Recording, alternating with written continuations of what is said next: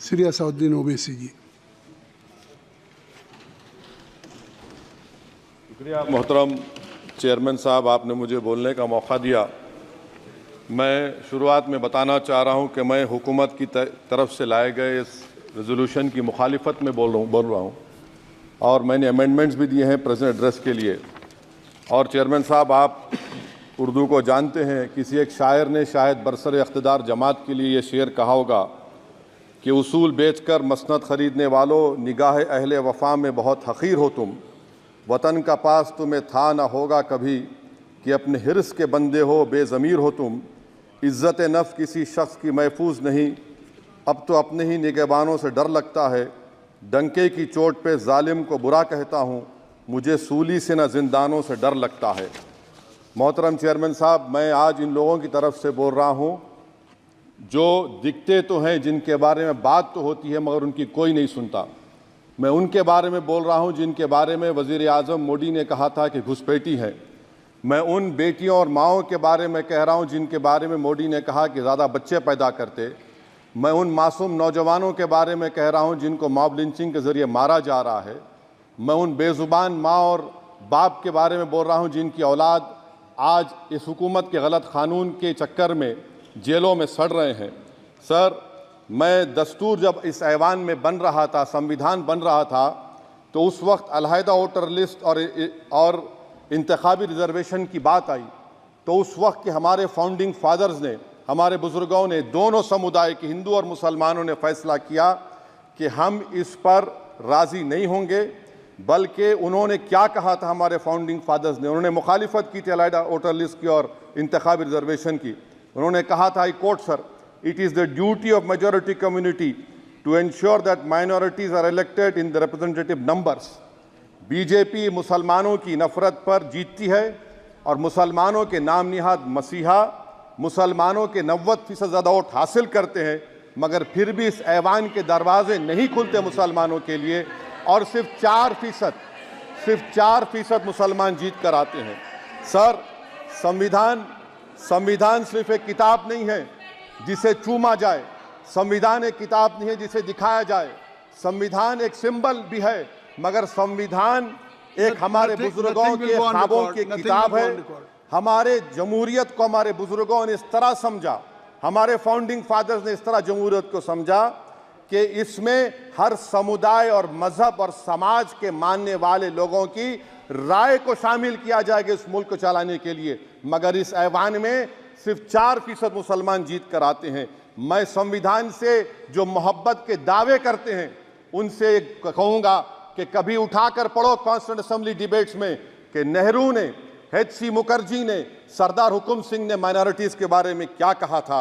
Sir, वतन अजीज़ का मुस्तकबिल कैसा होगा जब बीजेपी मुझे गायब करना चाहती है और दीगर हिज़्ब इख्तिलाफ की पार्टियां के लिए मेरा वजूद सिर्फ वोट डालना और अपनी खबर में जाकर सो जाना है। इसीलिए आप देखते हैं कि ये समाजी इंसाफ है सर कि 4% मुसलमान जीत कर आते हैं। सर, इस ऐवान में OBC समाज के MP अब अपर कास्ट के MP के बराबर हो चुके हैं।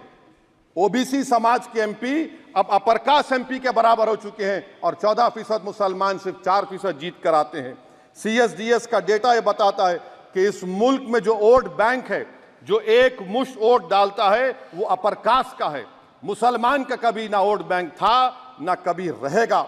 सर, 4 जून के बाद 6 मुसलमानों की मॉब लिंचिंग हुई, 11 घरों को मध्य प्रदेश में मोदी के बुलडोजर ने निस्तो नाबूद कर दिया। हिमाचल प्रदेश में एक मुसलमान की एक दुकान को लूट लिया गया और हिज़्ब इख्तिलाफ की पार्टियों की तरफ से सन्नाटा है।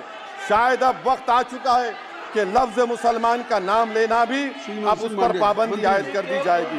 सर, मैं ये बात बताना चाह रहा हूँ कि नरेंद्र मोदी को जो मैंडेट मिला है। एक मिनट, आप लोग बैठ जाएं, कृपया आप लोग बैठ जाएं। श्री मनसुख मांडविया जी, आप लोग बैठ जाएं, कृपया माननीय सदस्य बैठ जाएं। श्री मनसुख मांडविया जी, कृपया आप लोग बैठ जाएं। अपने प्रारंभिक आप लोग बैठ जाएं। आप लोग बैठ जाएं। माननीय सदस्य ने अपने प्रारंभिक भाषण में जो शब्द प्रयोग करा है उसको ऑथेंटिकेट करा जाए।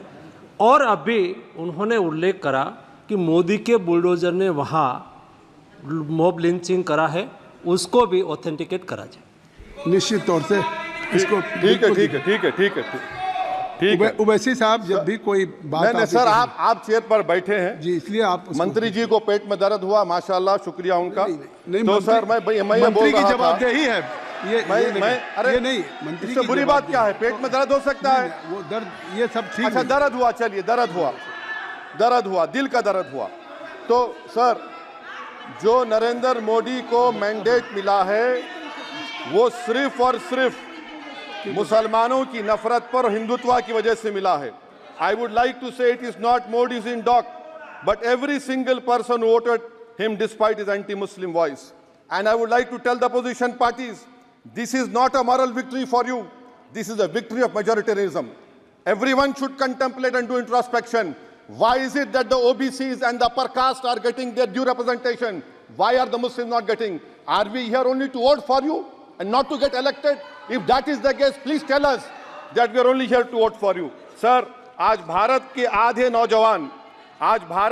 नौजवान बेरोजगार हैं और रोजगार की तालाश, बेरोजगारी का आलम यह है सर कि मोदी सरकार के 5 साल में 75 लाख एस्पिरेंट्स की जिंदगी बर्बाद हो गई, 6 पेपर लीक हुआ। बेरोजगारी का आलम यह है सर कि रशिया जा रहे हैं, वहां जाकर अपनी जानों को दे रहे हैं। बेरोजगारी का आलम यह है कि नरेंद्र मोदी रोजगार का कैंप चलाती है नौजवानों के लिए कि तुम इजराइल में जाकर काम करो, उनको कैनन फॉडर बना रही है ताकि फलस्तीनियों की जायदादों को हड़प कर सके। ये भी कंक्लूड कर। अरे सर मेरा टाइम है, कहाँ टाइम है सर? आप ये टाइम ले लिए मेरा सर, मैं 2 मिनट दीजिए। ये विश्वगुरु की पॉलिसी है। इजराइल को 27 टन हथियार जा रहा है। 9 मिलियन भारत के लोग गल्फ में काम करते हैं, क्या असर पड़ेगा? 47,000 इजरायली फलस्तीनी मार चुके हैं। क्या है हमारी पॉलिसी सर? क्यों हथियार दे रहे हैं सर? नस्लकशी हो रही है। सदर जमहूरिया के खुतबे में राष्ट्रपति के सर, मैं उसी पे बोल रहा हूं सर, उसमें लिखा हुआ है फॉरेन पॉलिसी के ऊपर, आप पैराग्राफ नंबर 25 देख लीजिए। सदर जमहूरिया में सैचुरेशन अप्रोच है। क्यों नहीं मोदी सरकार माइनॉरिटीज को फ्री स्कॉलरशिप को डिमांड करती है सर? उसको आपने बजट कम कर दिया सर। बनारस का बुनकर 18 महीने से मंडी का शिकार है, सूरत और बेंगलुरु जा रहा है सर। आखिरी बात कंक्लूड कर रहा हूं, आखिरी बात सर, पनून केस में निखिल गुप्ता, मोदी ने कहा था कि हम घर में घुसकर मारा, तो निखिल गुप्ता को किसने ऑर्डर दिया था पनून को मारने का? अगर नहीं दिया तो उसको बचाइए, और अगर दिया नहीं तो फिर उस पर पीएमएलए क्यों नहीं लगाते? सर समाप्त करो। कमेटी बनाई आपने, उसका क्या हुआ सर? हम एससीओ को नहीं जा रहे सर। मैं आपको बता रहा हूं कि मैं अपनी इस तकरीर को टीपू सुल्तान की नजर, सुनिए सर, अब हो गया खत्म कर रहा हूं सर। मैं अपनी तकरीर को टीपू सुल्तान के नजर कर रहा हूं। ये टीपू सुल्तान की फोटो है, क्या आप इससे भी नफरत करेंगे सर? ये संविधान में टीपू सुल्तान की फोटो है जिस पर वल्लभ भाई पटेल ने साइन किया, श्यामा प्रसाद मुखर्जी ने साइन किया। ये आपकी नफरत है सर। आखिर में मैं अपनी बात को खत्म कर रहा हूं इस शेर पर कि क्या दिन दिखा रही है सियासत की धूप छांव। जो कल सपूत थे वो कपूतों में आ गए, थे इस कदर अजीम के पैरों में ताज थे, इतने हुए जलील के जूतों में आ गए। बहुत बहुत शुक्रिया।